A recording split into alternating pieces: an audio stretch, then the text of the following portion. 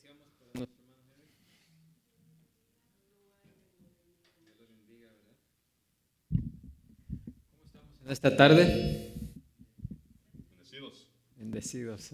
Amén. Bienvenidos todos a la casa del Señor. Y vamos a continuar en esta tarde con el mensaje de la palabra de Dios, para lo cual les pido que vayan preparando sus Biblias al capítulo 8 de Romanos, versículos 31 al 39. Es el último pasaje de esta carta a los romanos del capítulo.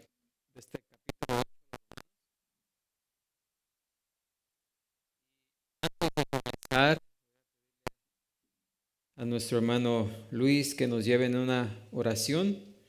Amén, hermano Luis. Amén, hermano Luis. Vamos a orar en este momento.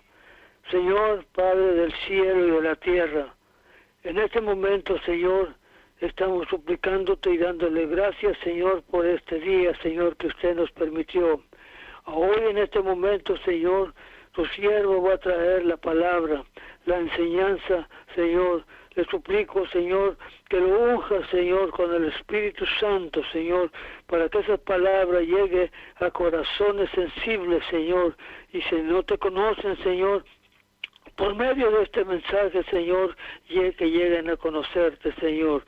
Gracias por ello, y a usted le daremos toda honra y toda gloria desde hoy para siempre. Amén. Adelante, hermano. Amén.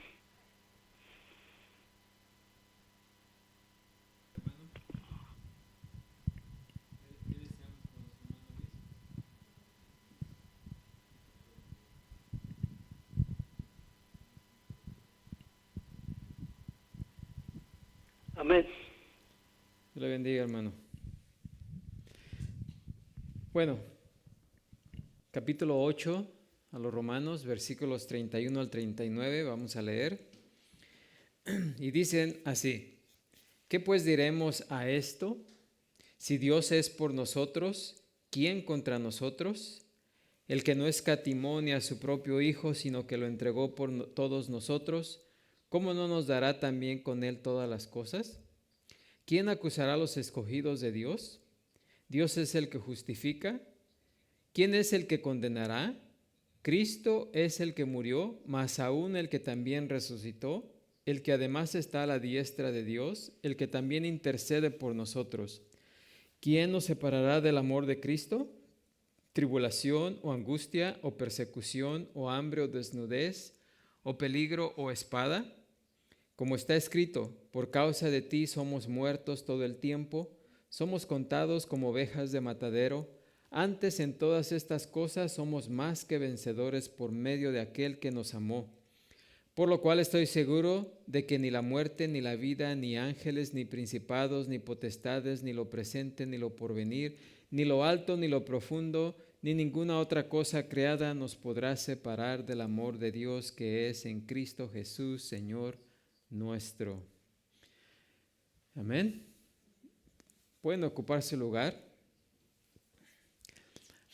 Como dije, este pasaje concluye el capítulo 8 de Romanos, y Pablo concluye este capítulo insuperable con lo que podríamos llamarle como un himno, como el himno de la seguridad. Con todo lo que el apóstol nos ha dicho previamente en este capítulo acerca de la seguridad de la salvación, y luego de las culminantes declaraciones que hace en los versículos 28 al 30, parece como si no quedara nada que agregar. Pero sin embargo, este pasaje de cierre representa un crescendo de preguntas y respuestas acerca de cuestiones que algunos opositores quisieran todavía agregar.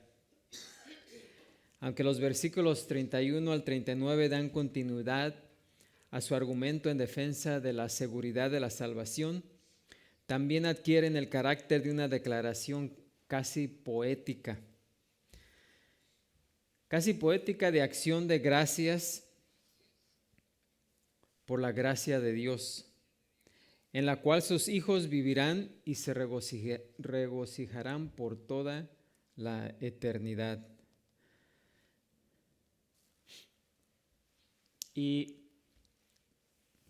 la introducción que Pablo hace aquí la hace con una pregunta. Después de todo lo que él nos ha dicho en este capítulo anteriormente, la pregunta es, ¿qué pues diremos a esto?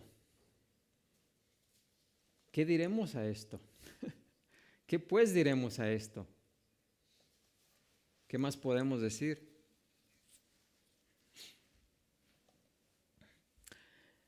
A juzgar por lo que Pablo dice en el resto del pasaje, la palabra esto se refiere sin duda alguna a los asuntos que tratamos anteriormente en este capítulo.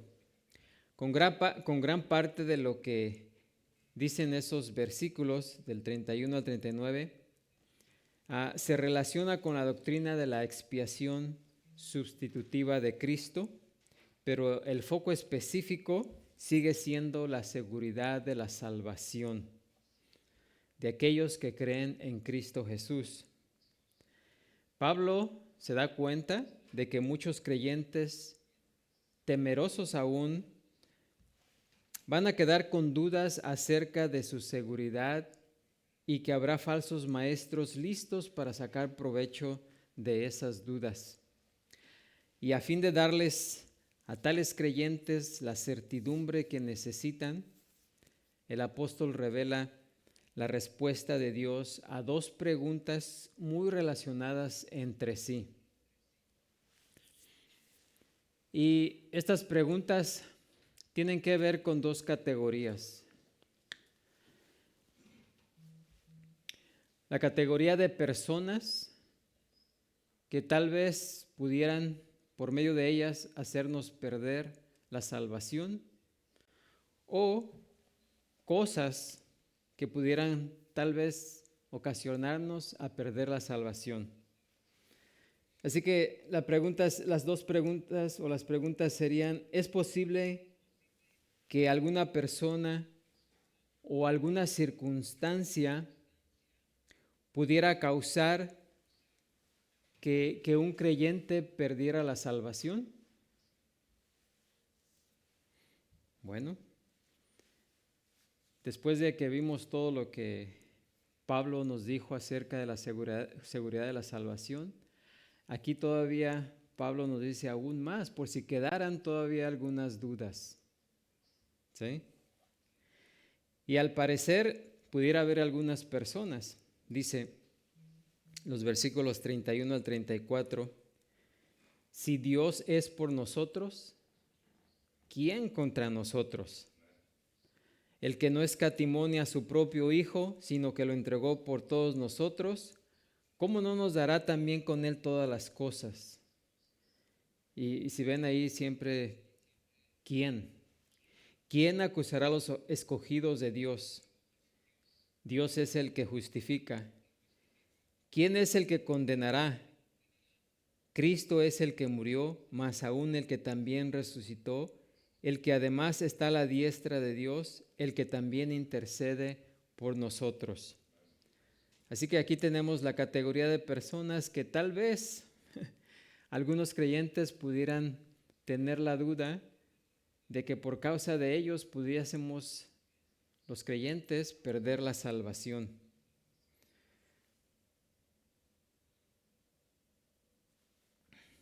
Pablo empieza con esa pregunta retórica que cubre todos los aspectos de la vida. Si Dios es por nosotros, ¿quién contra nosotros? Y la palabra sí aquí no es una posibilidad, ¿sí?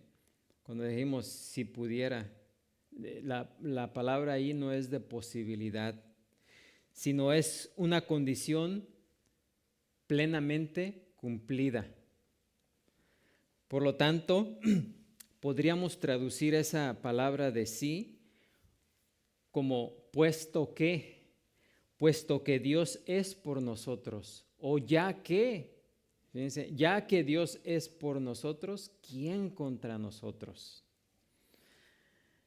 Y la implicación aquí es de que si cualquier persona estuviera en capacidad de robar nuestra salvación, entonces esa persona, ese alguien, tendría que ser más grande que el mismo Dios, porque Él es tanto el dador como el sustentador de la salvación. Y para que alguien pudiese quitarnos la salvación, tendría que ser más poderoso que Dios. Así que precisamente es lo que está preguntando Pablo. ¿Quién dentro de los límites de lo concebible podría abolir nuestra condición actual de ninguna condenación, como lo especificó Pablo empezando este capítulo, que dice, para los que, ahora pues, dice en el versículo 1, ahora pues ninguna condenación hay para los que están en Cristo Jesús. ¿Acaso existe alguien más fuerte que Dios, el creador de todas las cosas y todas las personas que existen? El salmista David, o el rey David, allá en el Salmo 27:1 dijo, Jehová es mi luz y mi salvación, ¿de quién temeré? Jehová es la fortaleza de mi vida, ¿de quién me he de atemorizar?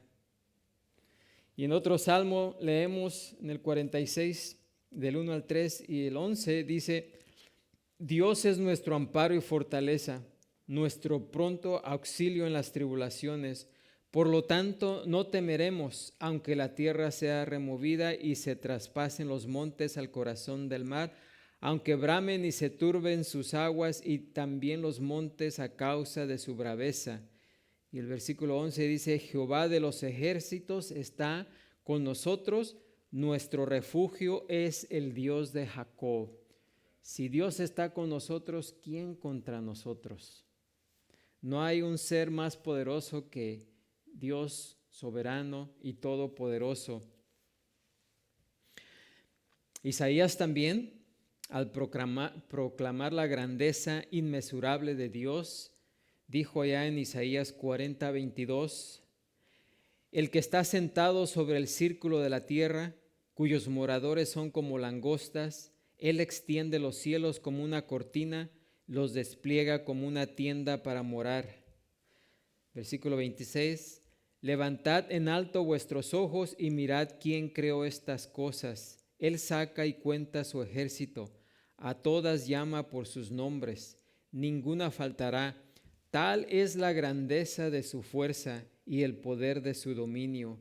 Y el versículo 28 dice, ¿no has sabido, no has oído que el Dios eterno es Jehová, el cual creó los confines de la tierra? No desfallece ni se fatiga con cansancio, y su entendimiento no hay quien lo alcance. No hay nadie más poderoso que Dios. Por lo tanto, si Dios es con nosotros, ¿quién contra nosotros? Ahora, aunque Pablo aquí no especifica qué clase de personas en particular podrían tener éxito en contra de nosotros, de eliminar la salvación, pero podríamos considerar algunas posibilidades. Primero que todo, podríamos preguntarnos, ¿pueden otras personas robarnos la salvación? Muchos de los que leyeron por primera vez esta epístola de Pablo eran judíos y habrían estado familiarizados con la herejía judaizante promulgada por los judíos, los que eran excesivamente religiosos, que afirmaban ser cristianos. Ellos insistían que ninguna persona, judío o gentil, podría ser salvado o mantener su salvación sin una observancia estricta de la ley mosaica, y en especial en el aspecto de la circuncisión. O sea, ellos decían que si una persona no se circuncidaba o no estaba circuncidada, no podía ser salva. Hoy en día todavía se habla acerca de eso, Algunos dicen que el bautismo, si una persona no se bautisma no puede ser salva. Bueno, pues el Concilio de Jerusalén fue convocado para discutir esa cuestión precisamente, y su decisión unánime y de cumplimiento forzoso fue que ningún cristiano se encuentra sometido a la ley mosaica o a la ley ritual del pacto mosaico. Y el motivo principal de la carta a las iglesias en Galacia era precisamente contrarrestar esa herejía de los judaizantes, y la cual se encuentra resumida en estos pasajes. En este pasaje de Gálatas 5:2 dice: He aquí, yo Pablo os digo que si os circuncidáis, de nada os aprovechará Cristo. Y otra vez testifico a todo hombre que se circuncida, que está obligado a guardar toda la ley.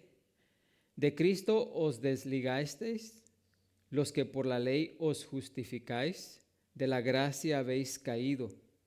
Pues nosotros por el Espíritu aguardamos por fe la esperanza de la justicia, porque en Cristo Jesús ni la circuncisión vale algo, ni la incircuncisión, sino la fe que obra por el amor. ¿Sí? Así que algunas personas en ese tiempo podrían decir: no, pero estas personas nos pueden robar la salvación porque dicen que si no estamos circuncidados no podemos ser salvos.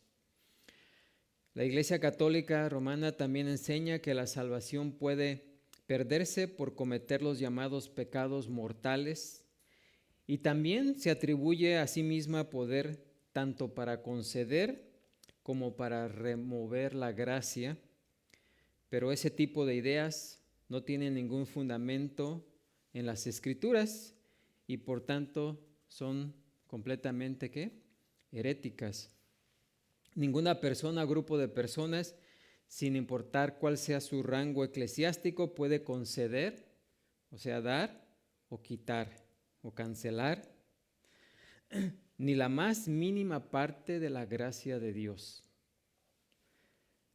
Cuando Pablo se estaba despidiendo de los ancianos en la iglesia en Éfeso, que habían ido hasta Mileto para una reunión con el apóstol, Pablo les advirtió, allá en Hechos 20:28, les dijo: mirad por vosotros y por todo el rebaño en que el Espíritu Santo os ha puesto por obispos para apacentar la iglesia del Señor, la cual él ganó por su propia sangre, porque yo sé que después de mi partida entrarán en medio de vosotros lobos rapaces que no perdonarán al rebaño, y de vosotros mismos se levantarán hombres que hablen cosas perversas para arrastrar tras sí a los discípulos. Ahora, Pablo aquí en este pasaje no estaba sugiriendo que los creyentes verdaderos pudieran ser despojados de su salvación. Estaba advirtiendo que podrían verse considerablemente extraviados, confundidos y debilitados de la fe, como se encuentran muchos hoy en día, y que la causa del Evangelio podría verse estorbada en gran manera por estos falsos maestros, ¿sí? Aunque una falsa enseñanza no puede impedir la realización completa de la salvación de un creyente, o sea, aún la falsa enseñanza no puede destruir la salvación de una persona, sí puede fácilmente confundir a un incrédulo con respecto a la salvación, ¿sí?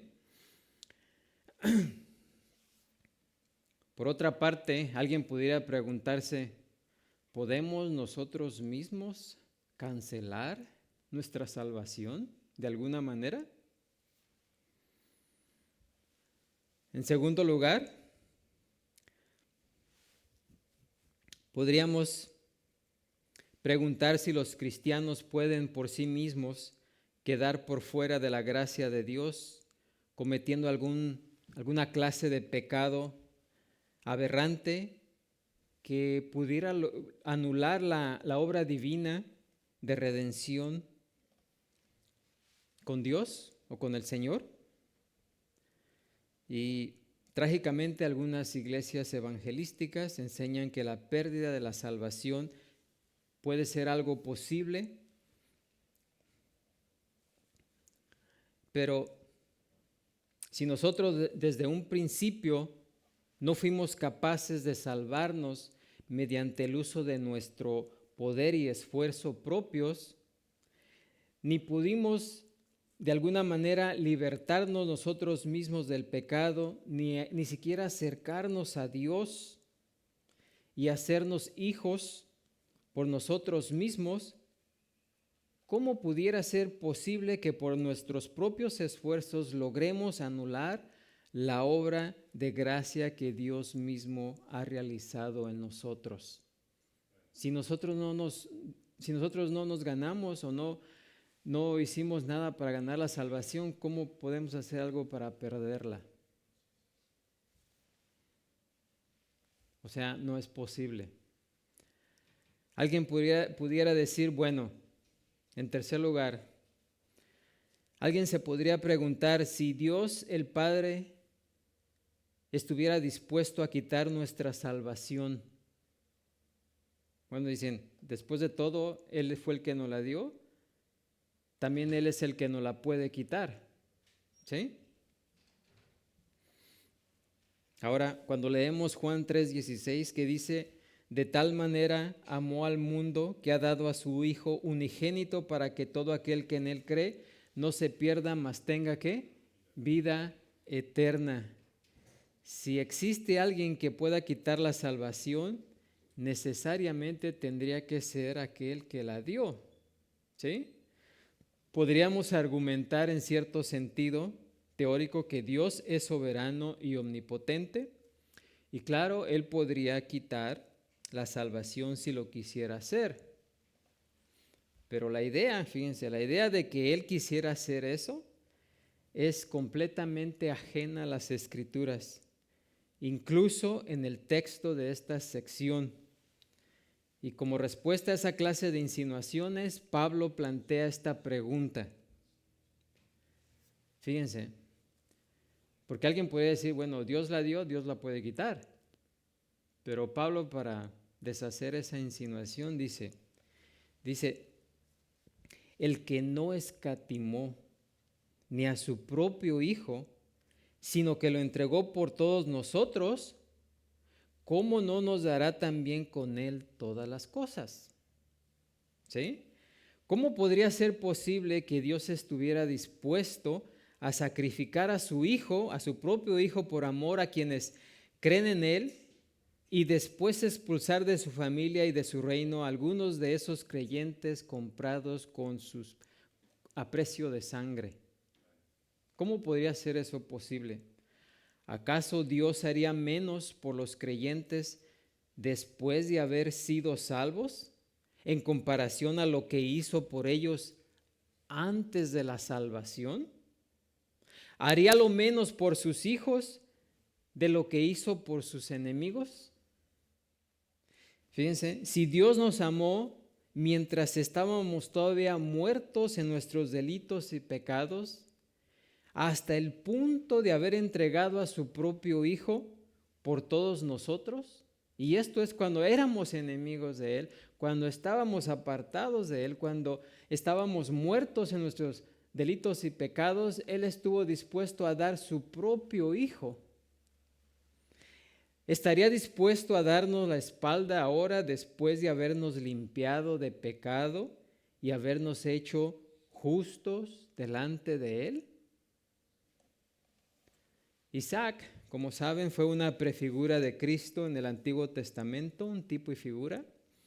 Cuando Dios mandó a Abraham que sacrificara a Isaac, el hijo único de la promesa, tanto Abraham como Isaac obedecieron de buena voluntad. La disposición voluntaria de Abraham para sacrificar a Isaac es una bella imagen que anticipa la clase de disposición que tuvo Dios el Padre para ofrecer a su Hijo unigénito como un sacrificio por los pecados del mundo. La disposición de Isaac a ser sacrificado es una prefiguración de la disposición que tuvo Cristo también para ir a la cruz. Pero en ese caso Dios intervino para librar a Isaac y proveyó un carnero que ocupara el lugar del hijo de Abraham.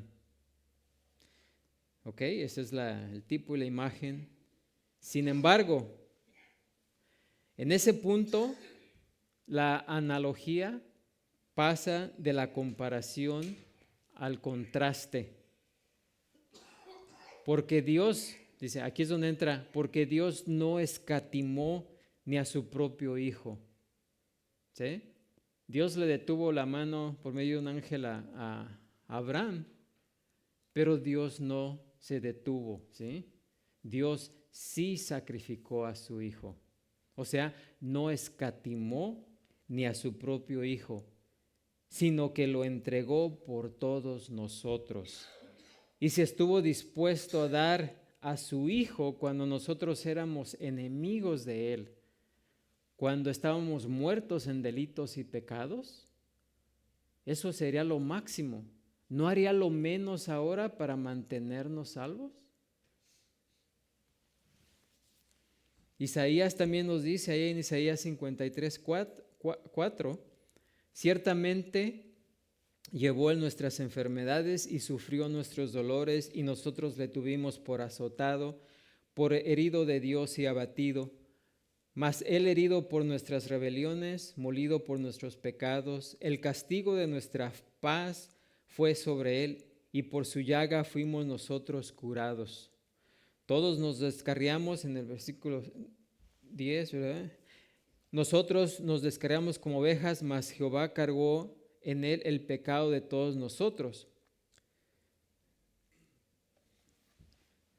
Es el versículo 10. Con todo eso, Jehová quiso quebrantarlo, sujetándole a padecimiento cuando haya puesto su vida en expiación por el pecado. Verá linaje, vivirá por largos días, y la voluntad de Jehová será en su mano prosperada.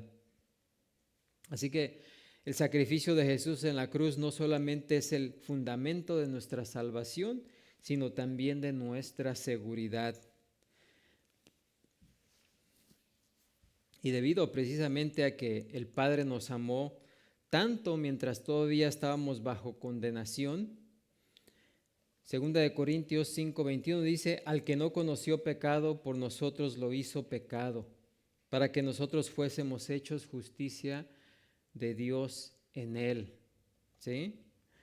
Y debido a que el Hijo nos amó también, mientras estábamos bajo condenación, nos dice Pablo en Gálatas 1:4, se dio a sí mismo por nuestros pecados para librarnos del presente siglo malo, conforme a la voluntad de nuestro Dios y Padre. Así que Jesús promete a todos los que le pertenecen, como nos dice Juan 14:2, en la casa de mi Padre muchas moradas hay. Si así no fuera, ya os lo hubiera dicho. Voy pues a preparar lugar para vosotros, y si me fuere y os preparare lugar, vendré otra vez y os tomaré a mí mismo, para que donde yo estoy, vosotros también estéis.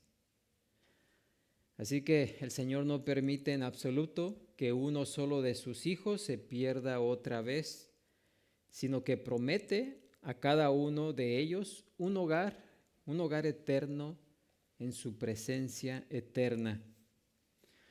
Jesús también nos asegura que el Espíritu Santo estará con nosotros para siempre, en Juan 14:16. Y esto pues también impide la posibilidad de la más mínima excepción de este hecho, que por el poder del cielo o en la tierra podría robarle a Dios Padre, Dios Hijo y Espíritu Santo los que han sido salvados por Él mismo por toda la eternidad. Así que tanto el Padre, el Hijo y el Espíritu Santo, ¿quién puede contender con Dios? Amén. Y a partir del versículo 8 del capítulo 12, aquí en Romanos, Pablo habla casi por entero en primera y segunda persona, refiriéndose precisamente a los hermanos, a los creyentes en Cristo. cuando habla de nosotros, de quienes habla en 2 ocasiones aquí en el versículo 32, diciendo, si el Padre entregó a su Hijo por todos nosotros, es su argumento, ¿cómo no nos dará también con Él todas las cosas? Y fíjense aquí algo muy interesante en esta parte, cuando dice, ¿cómo no nos dará también con Él todas las cosas? La frase todas las cosas en el idioma original griego se refiere a perdonar. ¿Sí? Así que también podríamos traducir, ¿cómo no nos perdonará en Él todas las cosas? ¿Sí? En la carta a los Efesios, el apóstol también está hablando de hermanos en la fe cuando dice, bendito sea el Dios y Padre de nuestro Señor Jesucristo, que nos bendijo con toda bendición espiritual en los lugares celestiales en Cristo. Si Dios nos bendice a todos nosotros, sus hijos, con toda bendición espiritual en los lugares celestiales en Cristo, la pérdida de la salvación es algo claramente imposible. ¿Por qué? Porque todos los creyentes reciben esa herencia inmutable. Y la frase dará también es precisamente la traducción. Bueno, en el original significa dar o conceder gratuitamente por gracia. Y esa misma frase en otras partes de la Escritura se traduce como perdonar. Por ejemplo, en 2 Corintios 2:7 dice, así que al contrario, vosotros más bien debéis perdonarle. La palabra ahí, perdonarle, quiere decirlo, es la misma palabra que se utiliza, dará también. Y en 2 Corintios 2:10 dice, y al que vosotros perdonáis, la palabra ahí perdonáis es la misma palabra. Yo también, porque también yo lo he perdonado. Y ahí está otra vez la misma palabra.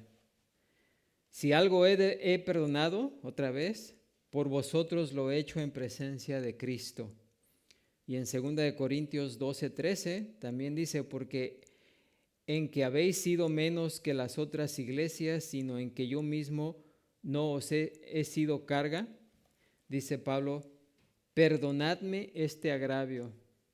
Ahí el perdonadme es la misma palabra, dará también. Y por último en Colosenses 3:13, donde dice soportándoos unos a otros y perdonándoos, también es la misma palabra. Por tanto, pudiéramos traducir el uso que Pablo hace aquí de esta palabra como algo que incluye la idea del perdón que Dios da generosamente en su gracia, así como todo lo que Él da en su gracia. Y si es así, el apóstol también está diciendo que Dios dará perdón a sus hijos por todas las cosas. Fíjense, por todas las cosas. Y esto lo podemos corroborar en 1 Juan 1:9, que dice, si confesamos nuestros pecados, Él es fiel y justo para perdonar nuestros pecados y limpiarnos de toda, ¿qué? Maldad. ¿Sí? Es el perdón ilimitado de Dios que hace posible que un creyente, el perdón ilimitado de Dios hace imposible que un creyente peque hasta el punto de quedar por fuera del alcance de la gracia de Dios. ¿Sí? Y con el fin de afianzar a su pueblo con respecto a la seguridad que se tiene en él, Hebreos 6:17 dice, queriendo Dios mostrar más abundantemente a los herederos de la promesa la inmutabilidad de su consejo, interpuso juramento para que por dos cosas inmutables en las cuales es imposible que Dios mienta, tengamos un fortísimo consuelo los que hemos acudido para asirnos de la esperanza puesta delante de nosotros. ¿Sí? Si Dios se prometió a sí mismo salvarnos, y Dios no es hombre para mentir, y Él siempre cumple sus promesas, ¿podrá alguien perder la salvación? ¿Podrá alguien perderse de su mano? Imposible. ¿Sí? Esas dos características inmutables del propósito inmutable de Dios son su promesa y su juramento. Él prometió y juró consumar esa promesa. ¿Sí? ¿Qué prueba más grande de seguridad podríamos tener aparte del propósito inalterable de Dios para salvar y guardar a sus elegidos, los herederos precisamente de esa promesa? Bueno, alguien podría decir, oh, pero Satanás también tal vez podría provocar que perdiéramos la salvación. Debido a que Satanás es nuestro enemigo sobrenatural más poderoso. Si alguien nos pudiera apartar de Dios, si alguien nos pudiera despojar de Dios o de la salvación, pues tendría que ser el diablo, ¿no? El cual es llamado el acusador de los hermanos, ahí en Apocalipsis 12:10. Bueno, el libro de Job lo representa con mucha claridad precisamente en ese papel de acusador.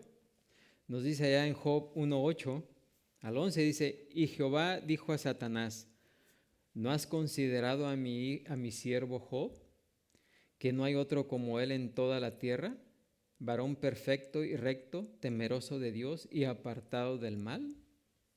O sea, aquí vemos como Dios le está dando un reto a Satanás, ¿no? ¿Y qué dice Satanás? Respondiendo Satanás a Jehová dijo, ¿acaso teme Job a Dios de balde? ¿No le has cercado alrededor a él y a su casa y a todo lo que tiene? Al trabajo de sus manos has dado bendición, por tanto sus bienes han aumentado sobre la tierra. Pero luego Satanás dice, pero extiende ahora tu mano y toca todo lo que tiene y verás si no blasfema contra ti en tu misma presencia. ¿Sí? Satanás dijo, sí, pues lo tienes tienes a Job lleno de bendiciones, ¿cómo no te va a ser fiel? Pero quítale todo y verás que te va a blasfemar rápidamente en contra tuya. ¿Y qué dijo Dios? Ve, trata. Sí, era el reto. Y esto sirve porque ni aun Satanás puede robarnos la salvación. En el caso de Job, no pudo. Satanás acusó a Job de adorar a Dios por motivos egoístas y no de reverencia y amor genuinos, ¿verdad? Porque pues si Dios le estaba dando todo, pues cómo no iba Job a adorar a Dios. Aunque Job en cierto punto cuestionó la sabiduría de Dios y fue amonestado por Dios mismo, ahí en los capítulos 38 al 41, Job se arrepintió y fue perdonado. Desde el principio hasta el fin del tiempo de la prueba de Job, el Señor le llamó afectuosamente mi siervo, ¿sí? Mi siervo. Aunque la fe de Job no era perfecta, la fe de Job sí era genuina, ¿sí? Por lo tanto, el Señor permitió que Satanás pusiera a Job a prueba, pero él sabía que Satanás nunca podría destruir la fe perseverante de Job y que jamás podría quitarle a su siervo la salvación, ¿sí? Así que tampoco Satanás puede. En una de sus visiones, el profeta Zacarías dijo esto, allá en Zacarías 3:1. Hablando del ángel, dice, me mostró al sumo sacerdote Josué, el cual estaba delante del ángel de Jehová, y Satanás estaba a su mano derecha para acusarle. ¿Sí? Aquí vemos otra vez a Satanás acusando a los hijos de Dios. Y dijo Jehová a Satanás, Jehová te reprenda, oh Satanás, Jehová que ha escogido a Jerusalén te reprenda. ¿No es este un tizón arrebatado del incendio? Aunque Josué estaba vestido de vestiduras viles, esto significa que estaba viviendo en la carne pecaminosa, él era uno de los redimidos del Señor y estaba por fuera del dominio de Satanás, a quien le era imposible destruirlo o desacreditarlo por mucho que lo intentara. Satanás también trató de menoscabar la fe de Pedro, ¿se acuerdan? Aun cuando Jesús le advirtió a su discípulo acerca de este peligro, allá en Lucas 22:31, Jesús le dijo, Simón, Simón, he aquí Satanás os ha pedido para zarandearos como a trigo, pero yo he rogado por ti que tu fe, ¿qué? No falte. ¿Sí? Y si Jesús ruega por nosotros, nuestra fe nunca va a faltar. Amén. ¿Por qué? Porque todo creyente tiene esa protección divina. Pablo pregunta ahora, ¿quién acusará a los escogidos de Dios? Ya vimos quién es el que acusa a los escogidos de Dios, ¿no? ¿Quién es? Satanás. Dios es el que justifica. ¿Quién es el que condenará? El mundo y Satanás están presentando continuamente acusaciones en contra de los escogidos de Dios. Pero esas acusaciones son insignificantes, ¿sí? Para el Señor, porque Él es el que justifica, ¿sí? El Señor es el que justifica. Si alguien más justificara, tal vez, pero es el Señor el que justifica. El único que decide quién es justo y quién no, ¿sí? Delante de Él.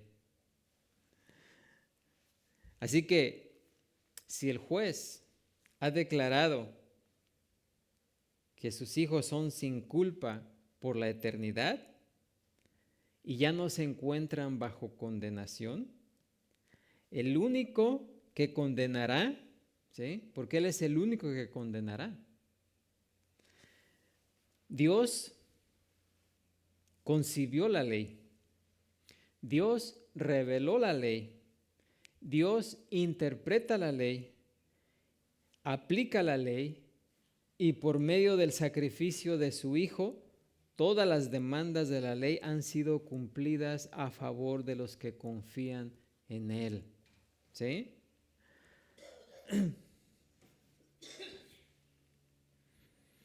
Ahora, no es que las acusaciones hechas por Satanás en contra de los creyentes y del mundo incrédulo sean falsas. Muchas veces son falsas, pero muchas otras veces sí tienen fundamento. ¿Sí? El hecho de que todavía no estamos exentos del pecado es obvio. No obstante, incluso cuando una acusación contra nosotros es cierta, nunca es razón suficiente para condenación, porque todos nuestros pecados, tanto pasados, presentes y aún futuros, fueron perdonados por medio de la cruz, fueron cubiertos por la sangre de Cristo.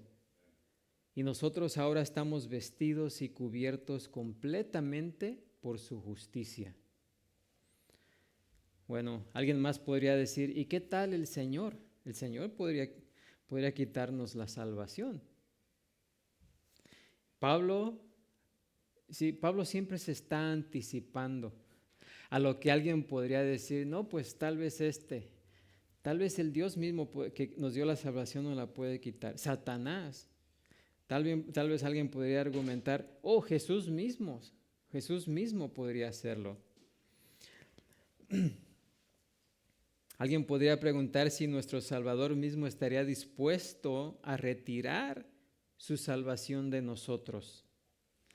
Y anticipándose a esa pregunta, Pablo declara, fíjense, Cristo es el que murió, más aún el que también ¿qué? Resucitó, el que además está a la diestra de Dios y el que también intercede por nosotros. Dice, 4 razones por las cuales ni siquiera Jesús nos quitaría la salvación.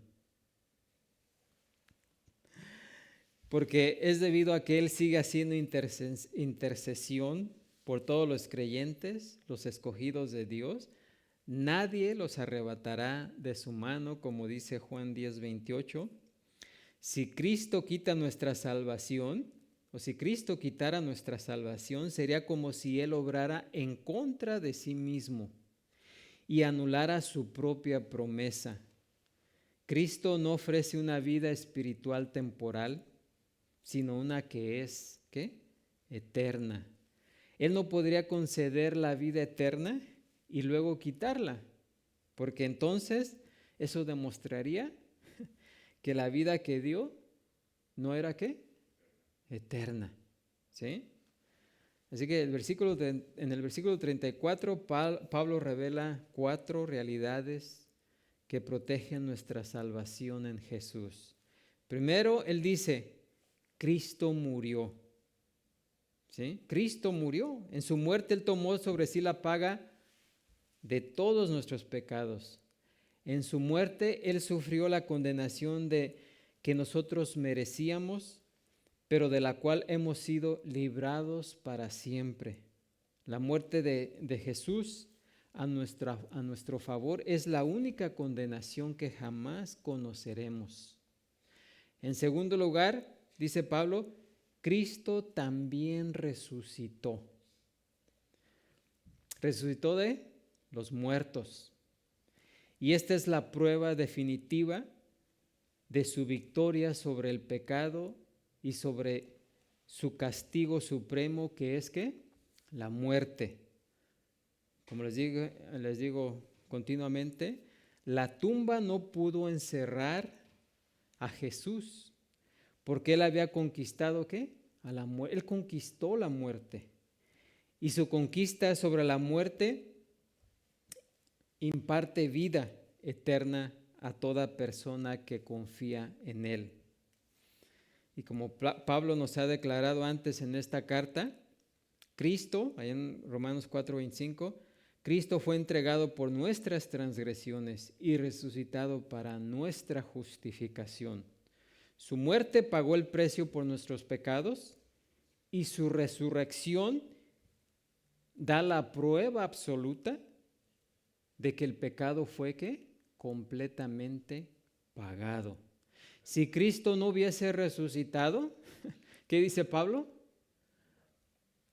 En vano estaríamos aquí, porque todavía estaríamos muertos en nuestros delitos y pecados. Así que la resurrección prueba de que el precio absoluto por nuestros pecados fue completamente ¿qué? Pagado. ¿Sí? Cuando Dios levantó a Jesús de los muertos, demostró que su Hijo había ofrecido la satisfacción plena por el pecado que la ley divina demandaba. Y en tercer lugar, dice Pablo, Cristo está a la diestra de Dios. ¿Qué significa estar a la diestra de Dios? No es que esté a la mano derecha, ¿verdad?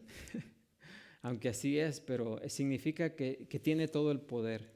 Nosotros hablamos de, oh sí, esa es mi mano derecha, ¿no?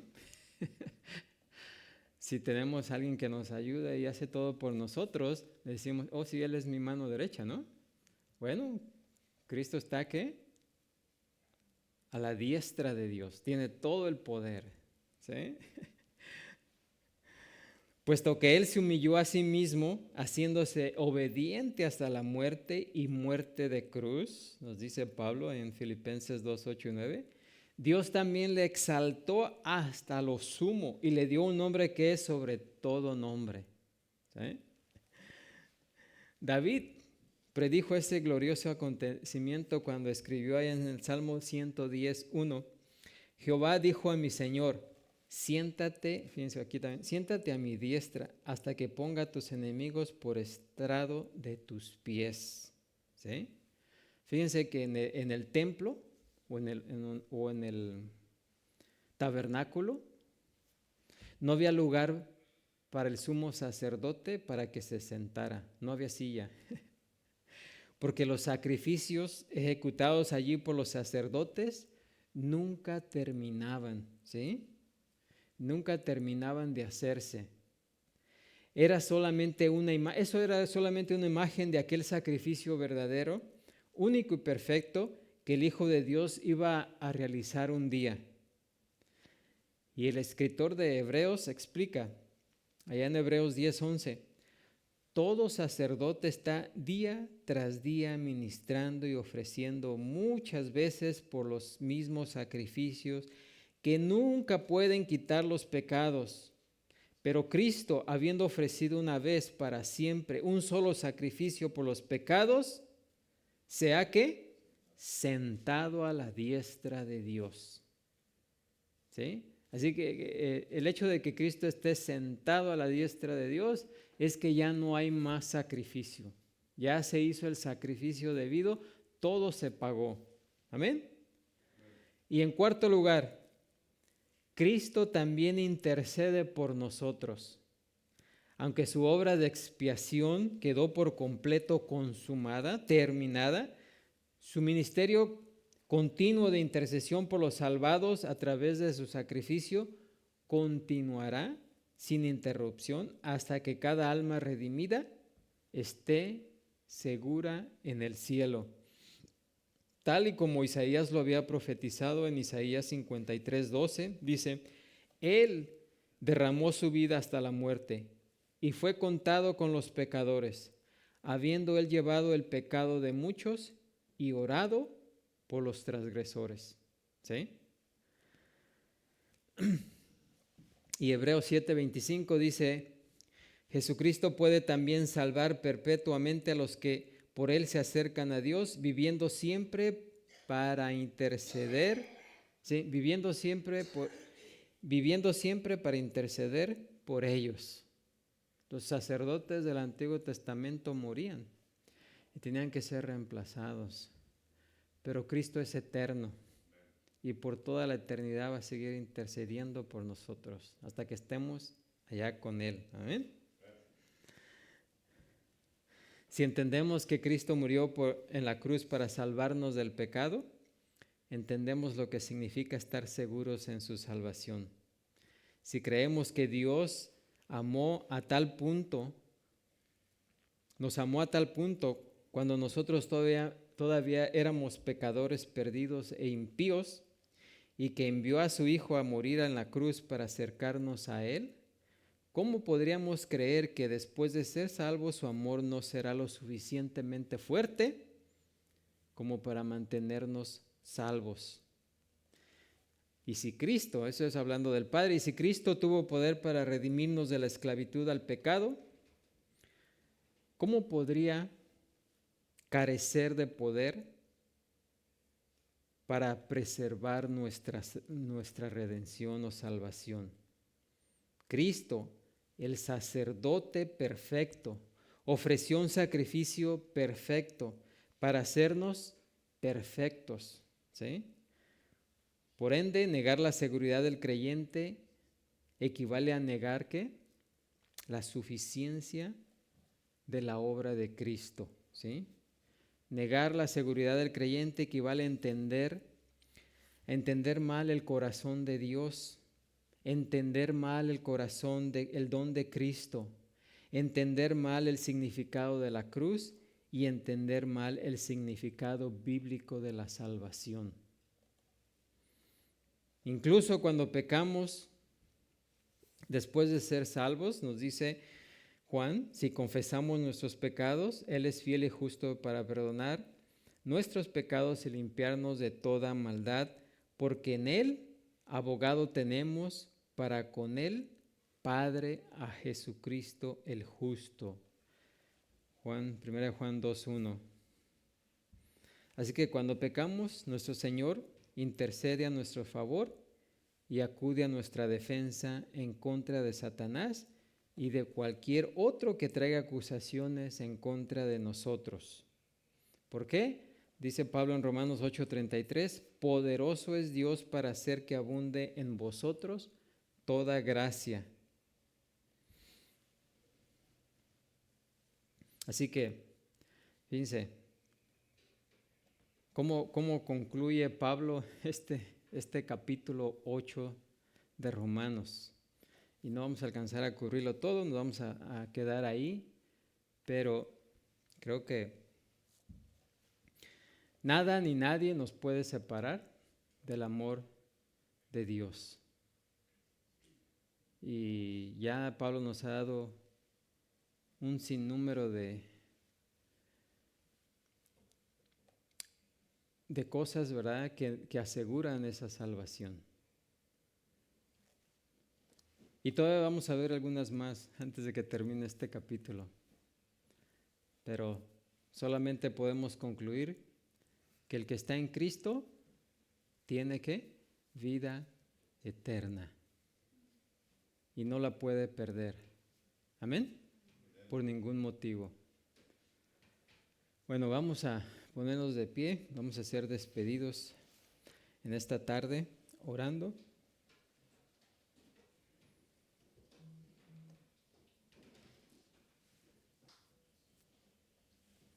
Padre Santo, Señor Todopoderoso, gracias, Señor, por tu palabra, la cual nos da plena confianza, Señor, de que ese don de salvación que tú nos diste, ese regalo de salvación que tú nos diste de vida eterna, es precisamente vida eterna, Señor, que tú nos has dado, que no es para un rato, sino es por toda la eternidad, y que nadie ni nada nos podrá separar de tu amor, Señor. Nada ni nadie nos podrá arrebatar de tu mano, Señor, porque en tu mano estamos completamente seguros. Y gracias, Señor, porque no solo no lo has prometido, sino que lo has cumplido, Señor. Y gracias, Señor, por ello. Aunque no lo merecíamos, pero tú nos hiciste merecedores, Señor, por tu gracia y tu bondad. Alabado sea tu santo y bendito nombre por toda la eternidad, Señor. Ahora te pedimos nos despidas de este servicio, nos lleves a nuestros hogares y que siempre recordemos, Señor, que estamos delante de ti. No importa dónde estemos, tú siempre estarás ahí con nosotros hasta el fin del mundo. Promesa fiel que tú nos has dado, Señor. Te pedimos esto y te damos las gracias. Amén, Señor. Amén.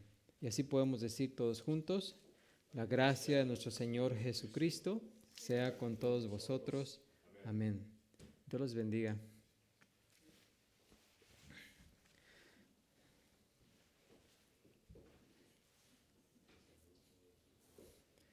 Dios le bendiga, hermano Luis.